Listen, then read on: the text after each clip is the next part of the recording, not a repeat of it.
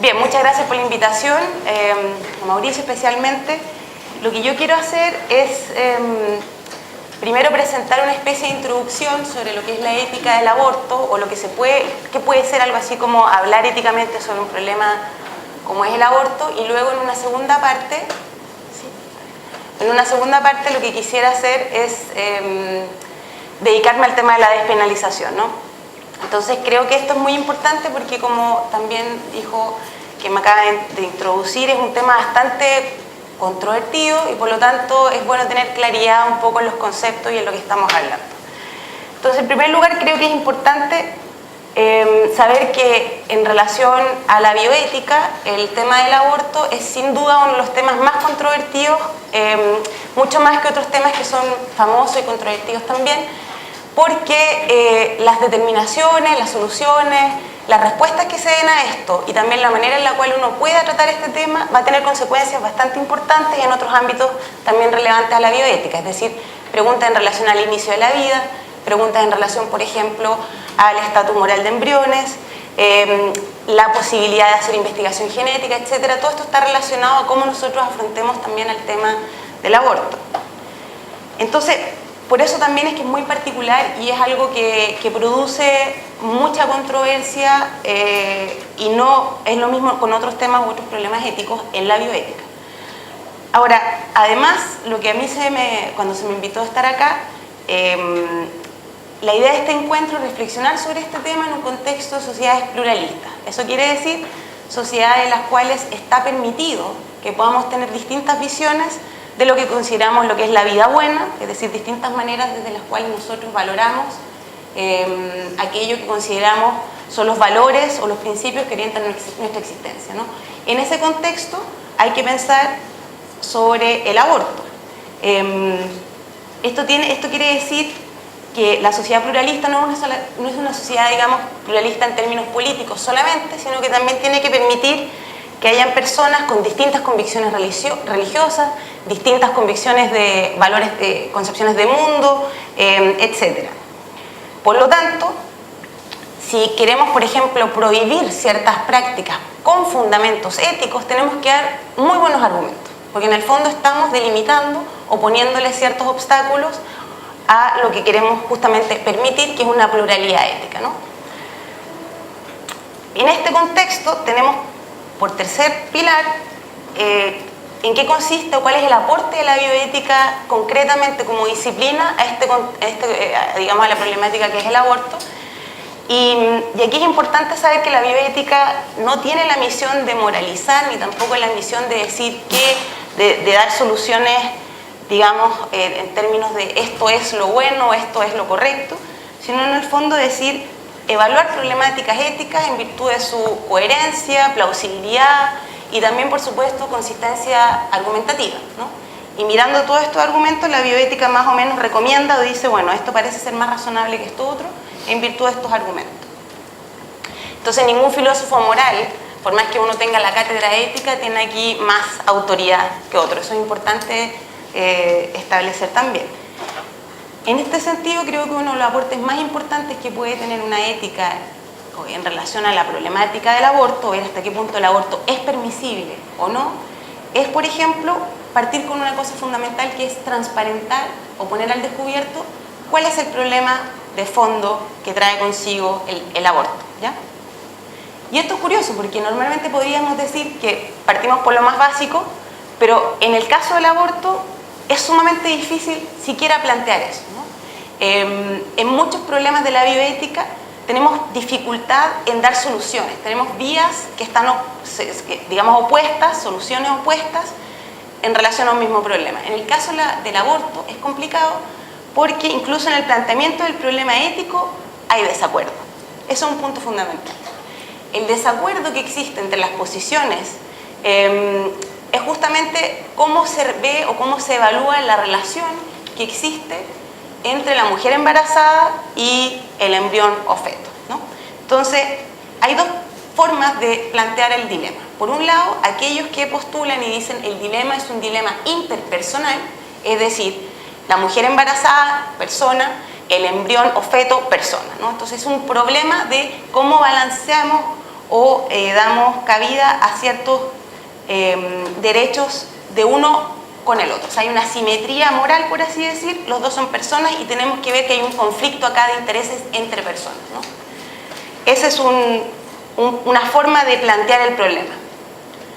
La otra forma de plantear el problema, que también suele ocurrir, es no ver una relación interpersonal, o sea, entre personas, entre mujer embarazada, persona, embrión, persona, uno contra otro, es ver la relación como un conflicto intrapersonal. Es decir, la mujer embarazada en este caso es la persona que tiene el conflicto. ¿Cómo se justifica eso? Dice, bueno, el embrión o el feto es justamente, no tiene no es un ser vivo con independencia de la mujer embarazada, sino que está en una relación de dependencia fuerte con la mujer y por lo tanto se ve ahí una distinción, no se ve la misma simetría que veíamos en el otro caso. Entonces, en el fondo, vemos que cómo se plantea el problema ético parte ya en cómo interpretamos la relación entre la mujer y su embarazo con el embrión o el feto. Esto es importante porque en el fondo, como vamos a ver más adelante y voy a empezar a explicar, en la medida en que nosotros damos el carácter a estos dos actores de personas, vienen otros derechos, otras obligaciones y otras responsabilidades que nosotros tenemos que en el fondo balancear, ¿no? Pero si vemos la relación de otra manera, como un problema intrapersonal, es decir, la mujer como persona tiene ciertos problemas, o un conflicto, digamos, se evalúa de otra manera la relación y la responsabilidad que tiene con su embarazo. Entonces, en la medida yo creo en que ya el planteamiento mismo del dilema ético es visto como algo en lo cual se entiende que no hay absoluta convergencia, sino que ya hay divergencia en cómo vemos el problema, yo creo que para poder tener un diálogo verdaderamente productivo, es decir, donde nos escuchemos y seamos capaces de, no sé si un consenso, que era lo que se planteaba al principio, yo creo que eso es bastante pedir, pero por lo menos tener más. Yo creo que la bioética, una de las grandes cosas que puede hacer es conseguir que las posiciones se puedan escuchar y ver por qué quizás los argumentos que yo jamás toleraría quizás son más plausibles de lo que yo pensaba. Quizás dar espacio a eso. Yo con eso ya me sentiría que he hecho un trabajo, que estaría contenta con eso. Entonces creo que para poder generar un diálogo verdaderamente productivo es necesario tener claridad sobre la posición que uno tiene respecto al problema. ¿Cuál es el problema? ¿Qué problema es el que yo planteo en el momento de que hablamos del aborto? ¿Es interpersonal? ¿Es intrapersonal? Creo que eso es fundamental. Solamente en la medida en que tengamos, yo creo, claridad en cuál es el problema que nos causa justamente toda la serie de discusiones, controversias, podemos también tener más posibilidad de escucharnos y eventualmente llegar a un consenso o un acuerdo. Entonces, creo que es importante eso, para poder delimitar en primer lugar bien el problema. Ahora, sentado el hecho de que nosotros vamos más o menos a saber cuál es el problema, si es interpersonal o intrapersonal, también vamos a también que clarificar cuál es el objeto real de la discordia, cuáles son los temas fundamentales que hay que tratar en este problema, o digamos en lo que significa una ética del aborto. Y hay dos aspectos fundamentales en todo debate en relación al aborto, y uno, por supuesto, es la pregunta por el estatus moral, es decir, qué obligaciones morales tengo o tenemos con embriones y fetos, ¿no? Eso significa el estatus moral, en el fondo, es decir, hasta qué punto embriones o fetos son sujetos de una protección legal o como sea, y que nosotros tenemos que abogar hay una necesidad de protegerlo. Entonces, por un lado está la pregunta por el estatus moral del embrión y del feto, y por otro lado, por supuesto, los derechos fundamentales, de los que se habló también en esta mañana, que tienen las mujeres, las embarazadas, los derechos fundamentales que tienen, y esto se relaciona a su autonomía, su derecho de integridad física, etc. A una serie de derechos fundamentales que involucran a la mujer. Ahora, en todo el debate del aborto, obviamente, en la medida en que nosotros argumentemos más a favor de uno u otro, o con más argumentos dándole énfasis al estatus moral de los embriones y fetos, o a la autonomía de la mujer, los resultados van a ser muy distintos, ¿no? Entonces, dependiendo de cómo nosotros encontremos buenas razones y buenos argumentos, vamos a tener, va a salir un balance que sea o bien a favor del aborto, es decir, puede ser en todos los casos, en algunos casos, dependiendo, como digo, de los argumentos, o bien en contra, ¿no? Eso es bastante claro. Ahora, lo que yo creo que es importante aquí, lo que me gustaría debatir en relación a lo que va con la despenalización, es justamente, son dos posiciones que son las más contrarias y que a nosotros yo creo que nos deberían, son las más, como digo, relevantes, las que más se discuten. Por un lado, aquella posición que también está más relacionada con la posición, por ejemplo, que tiene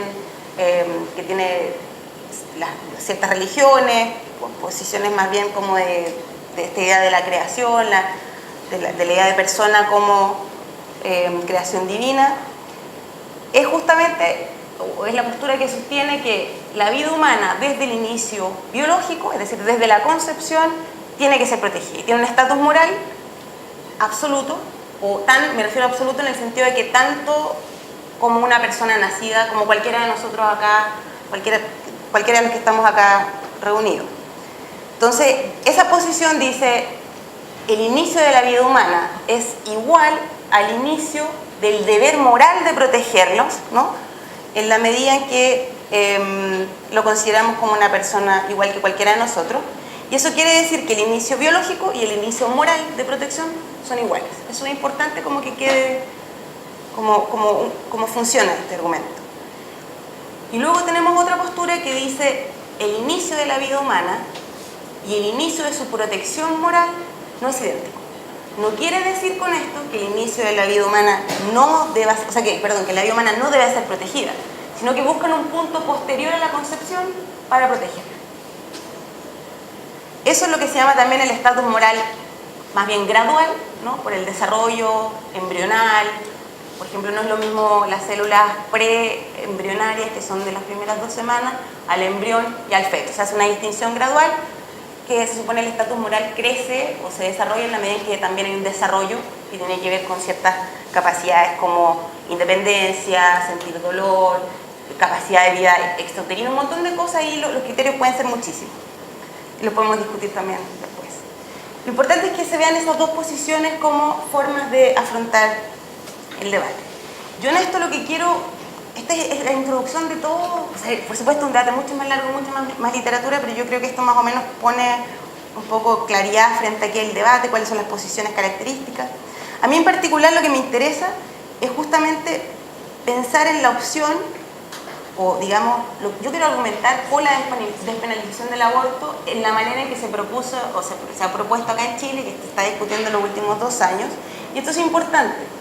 Es importante entender que esta despenalización es justamente eso, algo que no legaliza, sino que despenaliza. Yo creo que esa es muy importante distinguir entre lo uno y lo otro, por lo que voy a decir a continuación. Como ustedes saben, la despenalización del aborto, el proyecto que está siendo discutido, es bastante limitado a criterios médico-legales, a las 3 indicaciones que son la criminológica en caso de violación, la embriopática en caso de, por ejemplo, inviabilidad del feto o alguna aberración cromosomal o algún problema genético que pueda conllevar la muerte del embrión, o sea, del feto, o la indicación médica en caso de la muerte, peligrar la vida de la madre, ¿no? Esas son las 3 indicaciones que están siendo consideradas para despenalizar el aborto, ¿no? Este proyecto implica el cese de su actual prohibición absoluta, que es lo que tenemos en Chile, ¿no?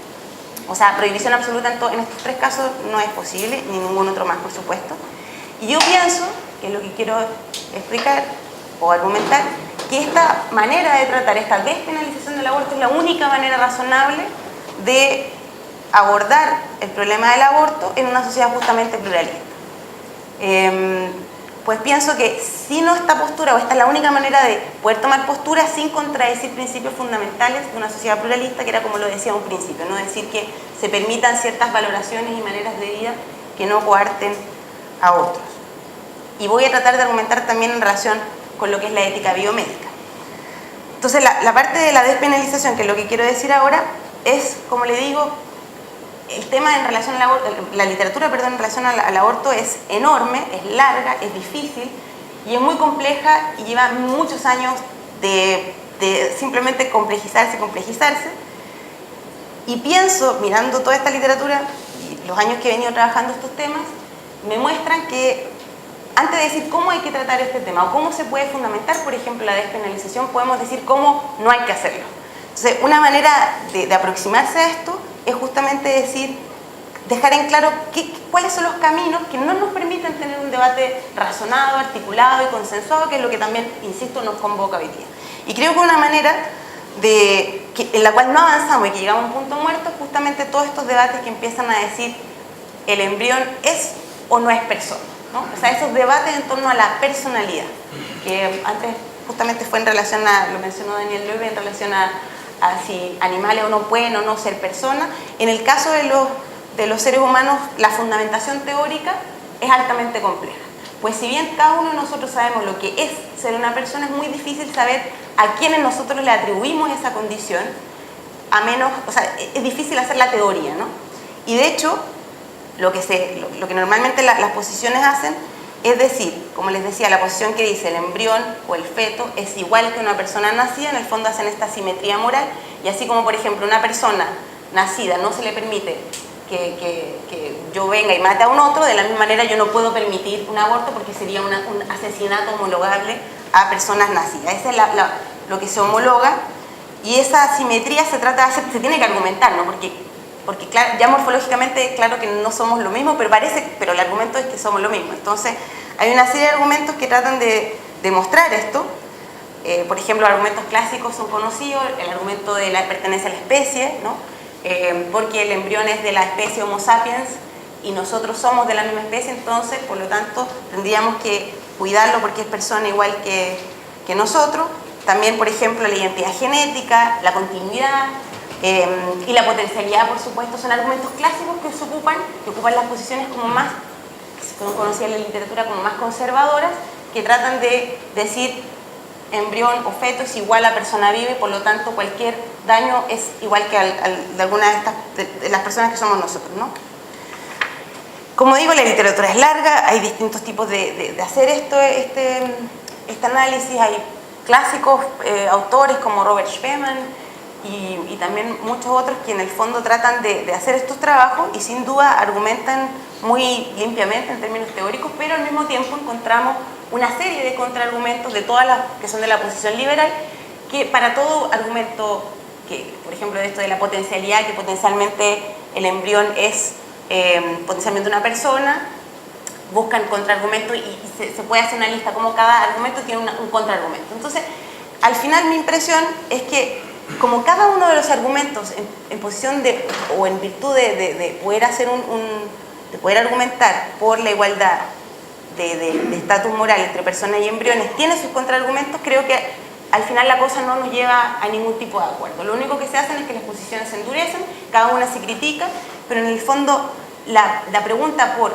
¿es persona o no es persona? No nos da los resultados de consenso, que era lo que hablamos antes, ni tampoco de escucharnos más, sino que en el fondo es simplemente un rebatir, refutar, sostener, refutar. Eso no me parece, como les digo, muy exitoso o es una manera que no ha llevado al éxito, por así decirlo. Entonces, como se ha vuelto una conversación tan altamente teórica, tan altamente complejizada y también al mismo tiempo tan altamente poco productiva, creo que no es la manera de poder, digamos, articular un debate razonable. Como les digo, todos parecemos tener acuerdo de qué es una persona y qué significa. O sea, ser una persona no solamente algo que diga como esto es rojo y esto es blanco, o sea, no solamente un enunciado descriptivo, así como hay personas aquí en esta audiencia, sino que ser personas normativos, significan deberes, significan protecciones, significan ser sujetos de derechos fundamentales, ¿no? Entonces, todos sabemos qué es eso, pero hay un debate enorme para decir quiénes pueden tener ese predicado. Entonces, creo que hay que mirar de otra manera el problema, y creo que una manera más útil, que quizás se relaciona mucho a lo que hablaba también Daniel Loewe sobre la razón pública, es más que ver argumentos y refutaciones de los argumentos, ver un poco, bueno, ¿qué realmente son razones o cuál es el punto de convergencia entre las posiciones que son disímiles? Ya sabemos que hasta en el planteamiento del problema hay problemas, o sea, falta convergencia. Entonces yo trato de pensar esto y digo, bueno, ¿cómo ¿qué encontrar que una todas las posiciones y que no sea simplemente una especie como de tolerarnos sin, por ejemplo, escucharnos, sino que realmente nos una? Y pienso que es importante volver al título de esta ponencia, la idea de la despenalización. La idea misma de que el aborto deba ser despenalizado y que en la mayoría de las legislaciones de los países está despenalizado, no legalizado. En algunos estados de Estados Unidos y en algunas partes está como legalizado, pero en la mayoría de las constituciones está despenalizado. Creo que en el puro hecho de darnos cuenta de que se trata de que hay una despenalización, nos está diciendo que el aborto se admite en esta idea que la interrupción del aborto, la interrupción del embarazo no es una acción moralmente neutra. O sea, no es algo simplemente que nosotros podamos hacer y no justificar. Claramente hay que justificarlo. Y creo que eso es muy importante. Decir que algo se despenaliza no significa que se deja libre, o sea, no es legalizado, sino que hay que justificar. Y hay que justificar quiere decir que estamos todos de acuerdo de que no es trivial, que no es una cosa banal, no hay que trivializar con el tema del aborto, pero al mismo tiempo tenemos que ver cómo lidiamos con esto.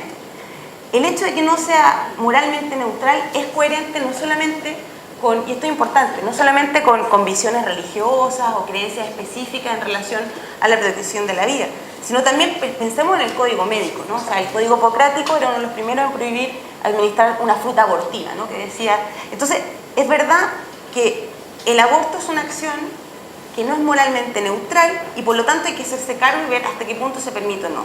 Si seguimos con el caso de la profesión médica, la misma profesión médica ha tenido que reformular, reactualizar sus principios, ¿no? Entonces, principios que antes eran o que prohibían el aborto, prohibían la eutanasia, prohibían muchas cosas, han sido cambiados en la medida en que, por ejemplo, la autonomía entra como un valor fundamental, de que los pacientes puedan decidir qué tipo de tratamiento quieren o no quieren, y todo esto es la incorporación justamente del pluralismo ético en la medicina, ¿no? O sea, de permitir que las personas tienen distintas visiones de vida y que la vida buena de la medicina no necesariamente es la vida buena de todas las personas, ¿no? Entonces, eso es una ganancia, digamos, desde la medicina. De la misma manera creo que tenemos que proceder a nivel de sociedad. No solamente la profesión médica ha tenido que rearticular y hacerse cargo de esto, sino que también, y sobre todo, nosotros como sociedad. Entonces, las legislaciones creo que despenalizan el aborto, no es que banalicen, repito, el valor de la vida humana, que es lo que siempre se dice en los discursos, como que sea todo trivial, no es que sea así, por eso es una despenalización y no una legalización. Sino que, como les digo, lo que ocurre es que distinguen entre el inicio de la concepción biológica, ¿no?, del ser humano y del inicio de su protección moral y legal, ¿no? Eso es lo que se hace. Y en el fondo el balance que está detrás es decir, en relación a los derechos y deberes legales y morales, optan por ver a estos dos involucrados, a la mujer y al embrión o al feto, como un conflicto, una relación que es intrapersonal y por lo tanto al final lo que se hace es privilegiar el bienestar físico y mental de la mujer por sobre, en su aquí y ahora, no en su potencial, como por ejemplo del embrión, y no los derechos prospectivos de una persona potencial. O sea, en el fondo ahí se hace un balance que privilegia a los derechos fundamentales de los que pueden hacer uso actualmente las mujeres, ¿no? Y es importante esto porque justamente, como les decía, dado que la mayoría de las constituciones del mundo despenaliza el aborto, incluso hasta las primeras 12 semanas, ¿no? O sea, los primeros 3 meses, sin legalizar, es claro que no se trata de que no se proteja la vida humana, sino que lo que se hace es que se protege a partir de ciertos desarrollos que parecen ser relevantes al momento de establecer si alguien tiene que ser protegido por sobre otro o hasta qué punto, ¿no? Entonces, creo que también es importante tener en cuenta y tener claro que despenalizar el aborto en esas 3 causales que les mencionaba en el caso del caso chileno no significa tampoco obligar a las mujeres a que si caen en algo, bueno, del riesgo vital sí, pero en las otras dos no es una obligación de que la mujer que por ejemplo haya sufrido una violación tenga que abortar, es simplemente poder darle algo más de opciones a una mujer que está en una situación que francamente pareciera no tener opciones, ¿no? O sea, es justamente dar opciones en situaciones que son quizás de las más terribles que puedan tener las mujeres en su vida, una violación y, por ejemplo, el saber que el propio feto, hijo, futuro hijo va a morir o que va... O sea, esas son quizás de las situaciones más terribles que pueda experimentar una mujer. Por lo tanto, yo creo que ¿quién podría obligar a una mujer embarazada en esas condiciones tan crueles a seguir un embarazo, ¿no? O sea, eso es como una de las cosas que quería, con la cual ya me quiero ir terminando. Es decir, no estamos hablando de situaciones de, a veces se habla del tema de la autonomía de la mujer, la libertad de la mujer, no estamos hablando de eso, son tres causales muy puntuales y en el cual, como les digo, la pregunta es si esto se prohíbe, hay que obligar a las mujeres a vivir doblemente una situación que ya es terrible, ¿no?